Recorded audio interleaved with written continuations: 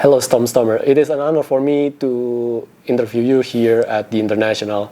First of all, 107 minutes. It's the longest TI match ever against RNG. How do you feel? First of all, Rosesa, nice to meet you. Thanks for having me. Thank you. Yeah, well, it was an honor to play here. We honestly, this year could have gone many ways for us. There could have been ways that we wouldn't even get a chance to play at TI. So we're initially just still really happy that we get the opportunity to play here.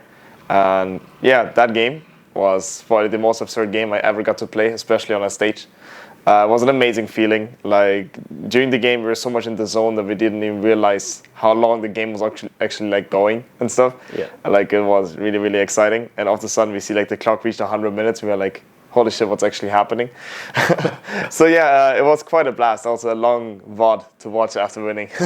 So no, just glad. Of course, a bit of sadness is also across the team. After losing, we think for sure that we could have placed higher. The game against Liquid was incredibly close that we lost. One or two things changed. We could have won that series, maybe in their place.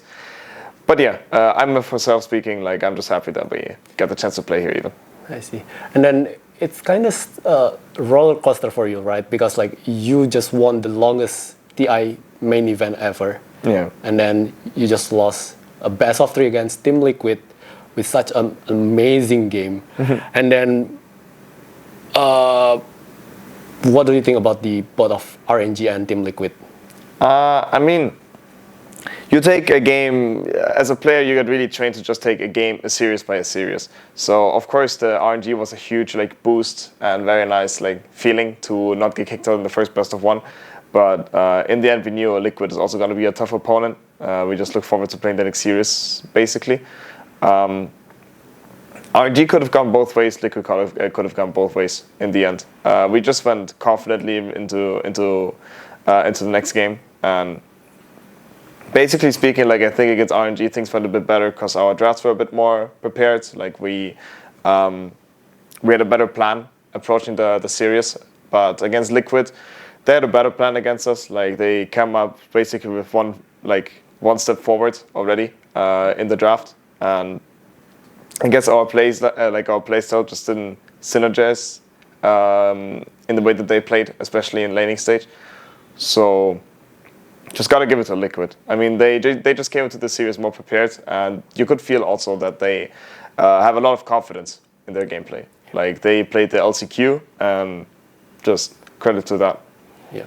Speaking of LCQ and group stage, you were qualified from group stage by winning the Western European qualifier, right? Yeah. And then you were on the group B, and you and Entity were almost eliminated if you were not losing by Talon. How hard it was on Group B? It was very hard.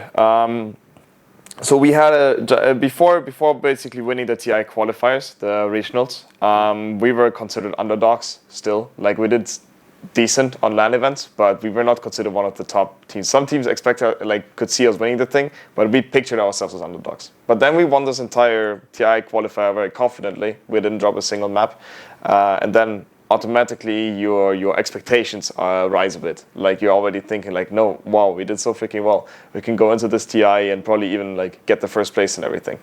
But then obviously also things change a bit. There was a new patch. The patch for TI regionals fit us incredibly well. For the new patch, we had to get some time going to figure out what would be our best approaches, our best drafts, because it's not easy to sometimes a patch fits your team more, and sometimes it doesn't, basically. And people have to try to adapt as quickly as possible. Some teams can do it better, some teams cannot. So I think for us, the patch for the TI regionals was much better than the one we had to play at TI. We just got a much better groove in our hero pools and more synergy. But in the end, yeah, the group was very tough. It really was quite a roller coaster. The first day was okay. It was not one of the best. We were already a bit sad about losing 0-2 against Bird. Then the second day, we did a good bounce back. We in total went, I think, 4-2 in that day.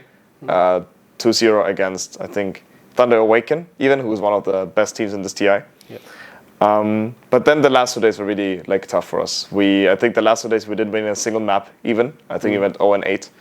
And that was very tough. Like our team definitely suffered from it. Like our how do you say, our mood and our mental state went down a bit. We had to catch ourselves up again, and we were incredibly proud after we actually bounced back after those tiebreakers against Talon, because they beat us the same day 0-2. Yep. And then we bounced back and 2-0 them. So it was an amazing comeback, actually. And I'm really proud that we managed to do it, because we basically were already at the bottom. People were thinking this is going to be it. And then we bounced back and managed to go to the main stage and win a game. So definitely a roller coaster. Yeah. Correct me if I'm wrong, Storm. You and Entity was beat Team Secret 3-0 at the Western European qualifier. But suddenly, the LCQ winner, like Secret and Liquid, and then they are on top 4 right now. Were you surprised? Are you surprised with the result of LCQ teams? Not really. I mean, first of all, so for the predictions, I predicted both those teams to make it, Liquid and Secret. I could already kind of see it coming. And secondly, I can fully see how LCQ teams have like a big confidence boost. The mental and the mental aspect and the confidence in a team makes a huge difference for a team. And also, they get to try their strategies. They already played a pre-tournament on the same patch against other very good teams. All the teams at the LCQ could have been arguably playing a TI, at least most of them. So they already get to test their strategies, and they get into their comfort zone, sort of. They already can figure stuff out. While all the teams that are directly invited to TI, they are basically jumping to cold water. They didn't play officials in quite a while. They did play scrims, but officials are still sometimes a bit different. So I can see that LCQ definitely helps teams develop already prior to TI itself, and gives them a slight advantage personally. Obviously, easy to say that I didn't play them. I didn't play them myself. It's probably also incredibly stressful to play so many officials in a row. But I do think that all the prep that you get there is of insane value. Yeah. So I'm honestly not surprised that these teams are doing so well in the tournament. Okay. Speaking of TI, this year TI prize pool is less than last year, as we know that. Speaking of TI 1 all the way to TI 10, we have increase of the prize pool, and then we have a lower prize pool at TI 11. And last night, I do remember, I just went to the airport, and then the update from Valve giving the swag back, if I remember correctly, from Valve. What do you think about the update, the recent update? And it's cool, giving players like something back. Like the overall feeling or perception of the battle pass this year was pretty negative, I think. Like there was less content than there usually was, and overall, like the prize pool decrease is something obviously like puts a pretty negative view of to the community or from the community towards TI. So first it was a step back. So it's nice to see like Valve be like, okay, we will at least give you this free Arcana or the free battle pass as well. It's nice because also this battle pass will last longer. It will last post TI, right? Yeah. And the incentive is to get new players to the scene, which is a good thing. It's a really cool thing because basically after TI there's going to be a huge hype, and new players are going to maybe try to play again, and then they can still use the battle pass, which is going to be around for longer. So that's going to be a cool thing. But of course, the prize pool being low and everything makes us players a bit sad. In the end, it's of course, very big first world problem. 70 million is still in the same prize pool, so don't get me wrong. But basically, TI is like the big way to basically compensate for the low amount of money in the scene, like apart from TI. Like the rest of the earnings you can make over the year in by playing the league and playing majors, the money steadily decreased over the last years. It's not that. Like a normal player without an org backing up cannot live from that, except if they would like continuously win the majors, which is only one team per season. So TI means a lot to players, and the fact that the prize pool is decreasing is obviously a bit sad. So in the long run, I hope that it will not keep decreasing over the next couple of years and will go up again. because otherwise the esports scene would definitely suffer from it. But the incentive to give motivation to new players is, in my opinion, a really good thing. I see. Speaking of DPC, you were mentioned about DPC. I remember that DPC scheduling will be different than usual. Correct me if I'm wrong. It should be first division will play first all the way, and then we will have second division and then go to major. What do you think about the scheduling of the DPC next season? I mean, first of all, I love that the seasons are shorter. I think that's a brilliant change, because 7 weeks of playing one official per week has been very draining. As a player, it is very draining, because you have to play your S tier Dota for 7 weeks straight. You have to keep practicing, keep grinding pubs, keep saying to yourself you don't want to take a break, for 7 weeks, even though realistically playing two matches in a week can also be done. So I love that change personally a lot. Basically, you said it's upper division, lower division, then a major. Yeah. I guess in theory it is possible that during the lower division time, tier 1 teams can be invited to third-party tournaments as well, which is a nice thing. So basically, the span of 3 weeks or 4 weeks or what it's going to be is going to leave more room in the scene. So I think that's really nice. I think that I'm going to be curious about is that after the major, the upper division is going to play again 5 days after, with the current idea, I think. Yeah. So there will only be a very short period of time where you can take a break. I think that is going to be something that I'm a bit concerned about. We will see how it in the end plays out. But in theory, you fly home from a major 1 day after the major finishes as a player. Yeah. Some players might even want to stay a bit to do some like sightseeing or whatever. But in theory, you would leave the major 1 day after the major ends, fly home. And then I wonder what teams are going to do. Are they directly going to go to boot camp? Because the next season is already starting 4 or 5 days after. What are you going to do? You can't really take a break off.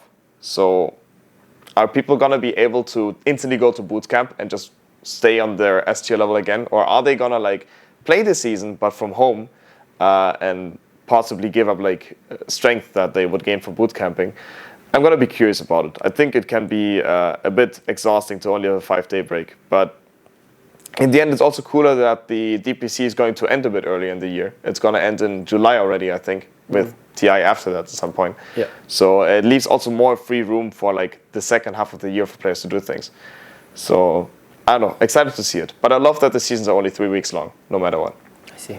And then what is next for you, Storm? I mean, next season will be playing at Division 1, and then we know that a lot of things will happen.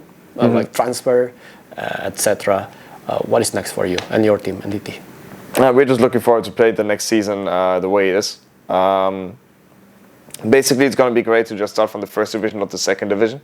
It's basically been the reason why we didn't qualify to TI directly, that we had to go through the regionals. So I'm personally hyped to get like the opportunity to play in three majors if possible. So. Yeah, I mean, for me personally, I'm just looking forward to also take some time off, get some rest. It's been a long year from starting to boot camp in December to this point. Now it's finally time to take some chill time in November and also December. Looking forward to spend some time with family and stuff. But yeah, I think our team can be proud of what we achieved at this TI, and we will just hop into next year and hope it's gonna like to keep striving for our goal, to finally win a LAN. I see. And then speaking of your region, Western Europe, we will have 3 Western European team and then 1 Chinese team at the top 4. What do you think? I mean, who's gonna win TI? I would just love to root for Liquid, because I think I'm a bit biased because I'm very good friends with many of them. But I think they've also done something incredible. Like throughout the year, they had a decent, like not so good showing. They were really struggling at doing good at LAN events and had a lot of downtimes. And now they're doing this lower bracket run, which almost seems magical. The games have been very close, and arguably, if you would look at Tundra or Secret, they played maybe cleaner Dota. They 2-0'd their way straight to the finals. But I honestly, I think the Liquid I think Liquid is gonna have a good shot at taking it. They have to beat Aster first, but they got like a lot of practice going into this and a huge confidence in their team. So yeah, I'll root for them. I see. Speaking of distribution of DPC teams for a major, is it good for you, or it should be adjusted based on the TI or anything?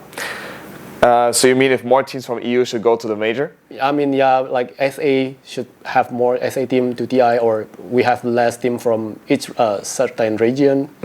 Yeah, I mean, I'm not sure if things are really gonna be adjusted. I think that SA has proven themselves big time this tournament. I personally love watching them play, so I think it would be completely fair if SA would get one more slot.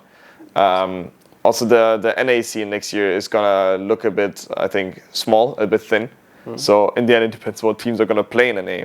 But it could be a thing to transfer one slot. But then again, I'm not sure if it's fair to take I don't know, to make one league only have one slot in the end. I'm not sure. If the money and everything still stays the same, but only one team leaves, then the entire system is a bit weird. About NA. About Europe, though, some teams, I think some players are arguing about giving 5 slots to Europe or something.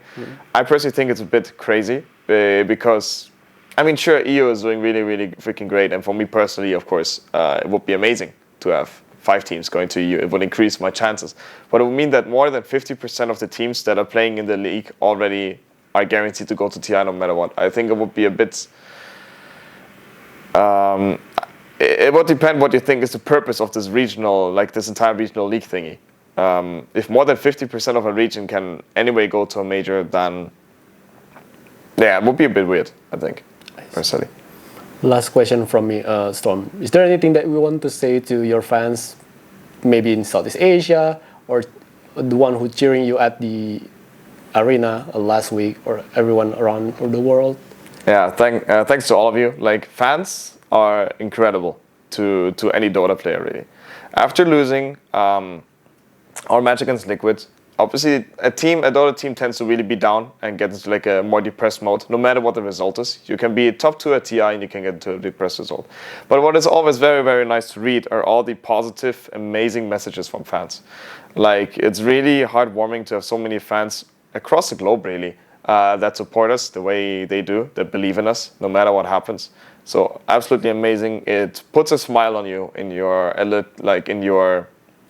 in your days where you're a bit more down.